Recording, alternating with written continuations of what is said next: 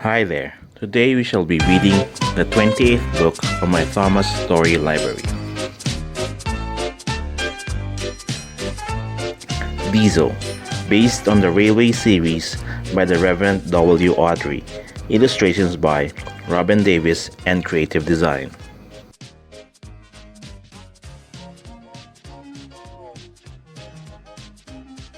To the trains. This is a story about Diesel, the diesel engine. He played tricks on other engines, so no one liked working with him. But when Thomas got into trouble, would Diesel come to his rescue?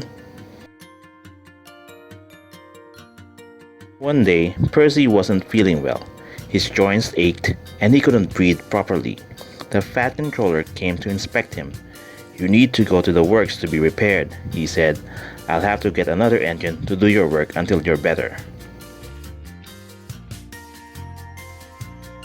The Fat Controller phoned other railways to see if anyone could spare an engine, but the only available engine was Diesel.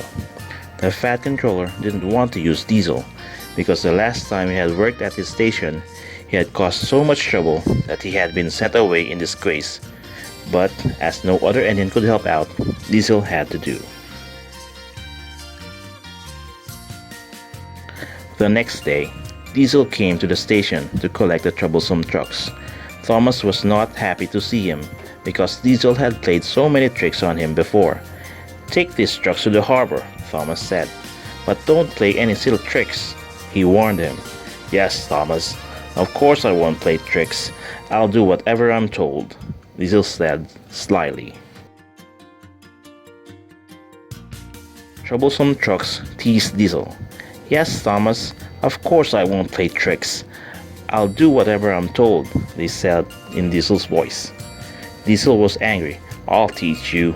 He roared and bumped into them roughly, sending them flying into a siding. The trucks crashed through the buffers and slid off the track. Diesel hadn't meant the trucks to crash. He had only wanted to scare them. But he still wanted them to do as they were told, so he said, "That will teach you to laugh at me." The Fat Controller was disappointed with Diesel. "We'll go back to the other railway as soon as I can arrange it," he said sternly.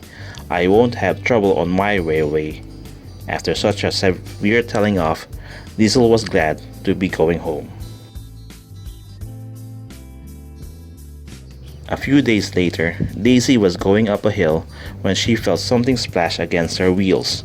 When she stopped at the next station, she felt hot and her joints were stiff. "You've lost your oil," her driver said. "Bertie can take your passengers while we get you repaired." Thomas had to go over the hill where Daisy had split her oil. He was halfway up when his wheels started slipping on the oil. Suddenly, Thomas, Annie, and Clarabelle slipped back down the hill. As they reached the bottom, Clarabelle's wheels bounced off the main track onto a finished siding. Her front wheels fell off the end of the track and sank into the mud. Thomas was left stranded across the main track. Diesel was at the next station, waiting to go home. He laughed when he heard what had happened, but then he realized Thomas was blocking the track so he couldn't get past. "Bother," Diesel said crossly. "I'll have to help Thomas or I can't get home." Workmen cleaned the oil off the tracks. Then they put sand on them to help Diesel grip them. Diesel moved slowly forward and was coupled to Thomas. Wooden railway sleepers were put under Clarabelle's wheels so she could be pulled back onto the rails. "Thank you for coming to help, Diesel," said Thomas. "We could have been stuck here all day."